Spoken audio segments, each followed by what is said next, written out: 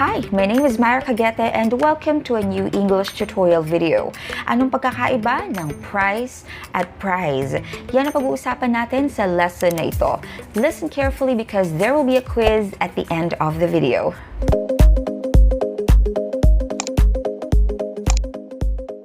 Para sa mga hindi pa nakakaalam or para sa mga nalilito, ang price na may letter C at binibigkas as price na may S sound at the end ay isang noun. Pwede rin itong maging isang verb. Pero as a noun, it means the amount of money that you have to pay for something. In Filipino, ang ibig sabihin nito ay presyo. For example, the price of crude oil has increased over the last few weeks. So, price of crude oil, presyo ng crudo. As a noun, it can also mean the unpleasant things that you must do or experience in order for you to achieve something or as a result of doing something. Ang maaaring ibig sabihin nito sa Filipino ay kabayaran o kaya kapalit ng isang bagay. Usually, ang structure na ginagamit natin ay price for something or price for doing something. For example, giving up his job abroad is just a small price for his children's happiness. Yung pagtigil niya sa trabaho ay isang maliit lamang na kabayaran para sa kaligayahan ng kanyang mga anak. A small price for his children's happiness. Someday you will pay a price for cheating on your partner, or someday you will pay a heavy price for cheating on your partner. And balang araw ay magbabayad ka or magkakaroon ng isang matinding kabayaran ang panloloko mo sa iyong partner. A price for something or a price for doing something. So yung doing ay yung ing form ng inyong verb. Cheating is the ing form of the verb cheat. As a verb, price means to decide or to set the price of something that's for sale. So, ang ibig sabihin, yung pag-decide or yung pag-set, pag-desisyon sa kung magkano ang presyo ng isang bagay na itinitinda. You can use the phrase to be priced at something. After ng at, pwede niyong bagitin kung magkano yung presyo na isinet para sa produktong yon. For example, this car is priced at 1.5 million pesos. So, yung 1.5 million pesos ay yung presyo na isinet para doon sa car na yon, para doon sa kotse na yon. The tickets are priced at 500 pesos each. So, ang presyo na isinet nila para sa ticket, para sa isang ticket, ay 500 pesos.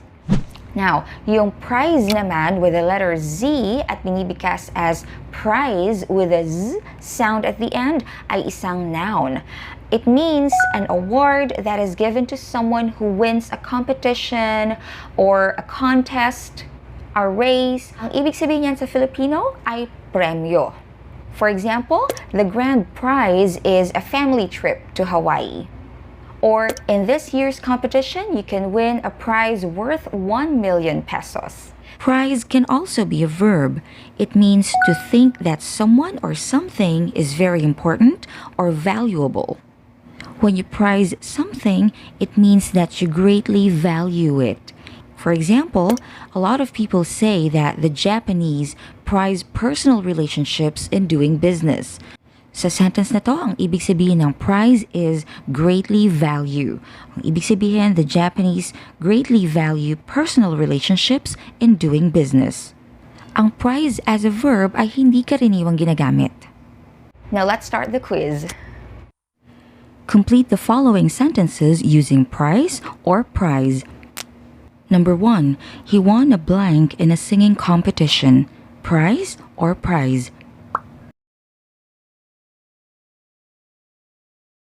The answer is prize. Number 2, I don't think your products are reasonably blank. Priced or prized? The correct answer is priced.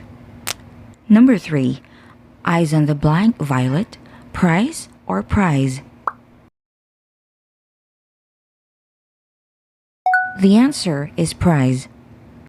Number 4, you'll definitely have to pay the blank if you get caught cheating on your exam.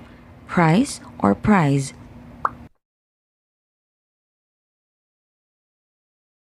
The right answer is price. Number 5. He is someone who blank truth and decency above all things. Prices or prizes?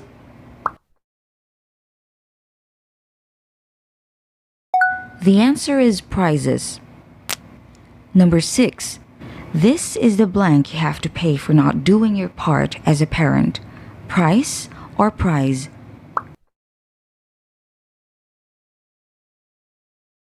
The correct answer is price. Number 7. We prepared small blank for the games. Prices or prizes?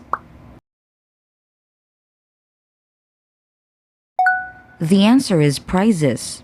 Thank you very much for watching this video. If you learned something new today, please don't forget to click the like button, share this with your friends, subscribe to my channel if you haven't subscribed yet. Do not forget to click the notification bell right next to the subscribe button, and I'll just see you again next time.